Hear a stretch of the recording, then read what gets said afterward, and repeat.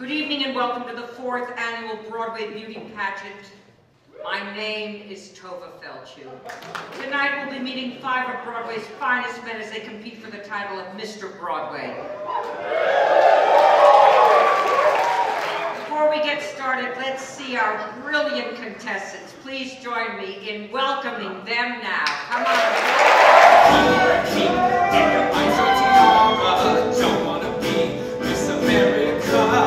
Why be some bitch who sings just under pitch when you can be Mr. Broadway? Oh my God! Swimwear. Oh my God! I'm here with the legendary Tovah, and it's almost like Madonna saying that. You don't even have to have the last name. How are you tonight? Very happy to serve the Forney Center.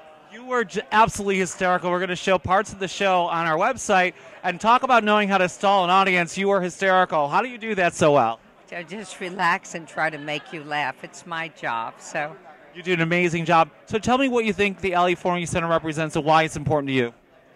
it's important to me because it saves lives. You know, they say, the Talmud says that people are put on this earth for the purpose of healing the world. It's the principle of tikkun olam.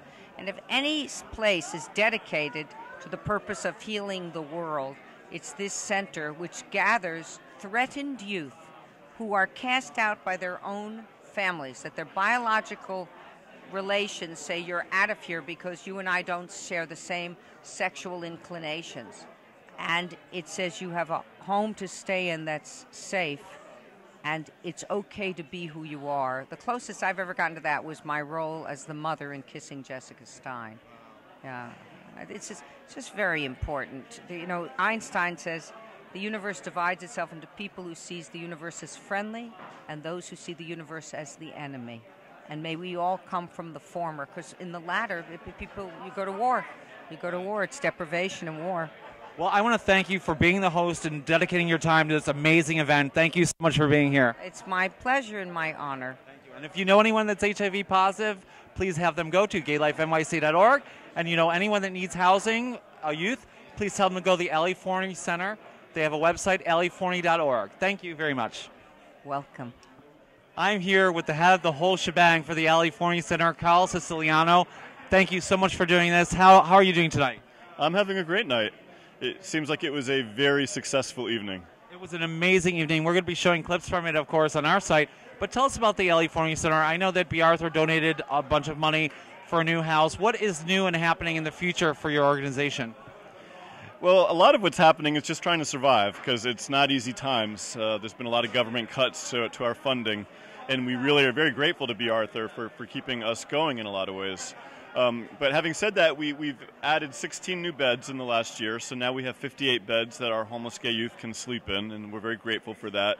And we are actually right now searching for a building site to purchase to be dedicated to B. Arthur's memory, in memory of the generosity and support that she showed to us and the caring she showed to our kids. That's great. And how did you get the idea to start this organization? What was the motivating factor?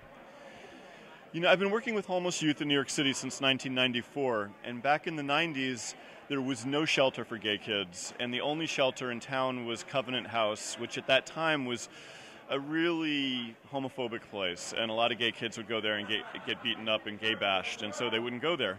And so I knew a number of gay kids that were just stranded on the streets with nowhere to go, Ali Forney being one of them. And Ali Forney was one of 7 young people that I knew who were actually murdered on the streets back in the 90s. Wow, I didn't know. And so, I just felt like here we are in New York City, the birthplace of the gay rights movement, with so many wonderful gay people, and how can all these kids be stranded out on the street? It just seemed like a disgrace to me. And so in 2002, I got a few donors to give me enough money to just get off the ground, and we started 8 beds in the basement of Metropolitan Community Church, and we've since grown to become the largest organization serving homeless gay youth in the country. But having said that, there's far more gay kids needing our care than we have beds and resources available for. Yeah, Carl had mentioned during his speech that they have to turn away over 100 people sometimes per night that have no place to go. Is that really a serious problem? Is that happening? It's terrible. I mean, tonight we are turning away 150 kids. Now, I mean, we try to help them find anywhere to go, but many of these kids we know are sleeping on the trains or sleeping in parks or, shacking up with creepy sugar daddies, you know, that they would never want to be doing. And so, you know, we want our kids to be able to live decent, dignified lives. And, you know, I think that we may not be able to control the fact that so many parents are unable to accept having a gay kid. We may not be able to prevent parents from throwing their kids out, as terrible as that is. But I don't think there's any need for these kids to be stranded on the streets. I think that we as the LGBT community have a responsibility to protect these kids and to make sure that they have the resources that they need to survive. And that's what the Forney Center is all about. So correct me if I'm wrong, but I was told that 25% of the youth in New York City get thrown out of their houses? There was a study done about 10 years ago that showed that when teenagers come out to their families, about 25% are rejected. That's not just New York, that's the whole country. That's amazing. So please, you know, support the Forney Center. How can you donate money to the Forney Center? You know, people can go to our website, www.aliforneycenter.org, and it will, you know, give you an online donation mechanism and tell you a bunch of ways that you can donate and volunteer and help us out. And we really do need all the help that we can get. All right, so please give $1, give $10, whatever you can. Go to the Forney Center, aliforney.org. Be like B. Arthur and give $300,000. Wouldn't that be great if you have it? Or maybe if you have a building you'd like to donate, that would be the B. Arthur building. So if you know anything, please go to the website. It's a great website. We're going to be linking to it on gaylifenyc.org. And do you have any problems with, is there a lot of HIV positive kids that come to you? You know, when these kids are out on the street with nowhere to go, so many of them survive through prostitution. And we find that about 20% of all of the young people that come to us are HIV positive. Nothing exacerbates their risk and puts them more at danger of getting HIV than being homeless and on the streets.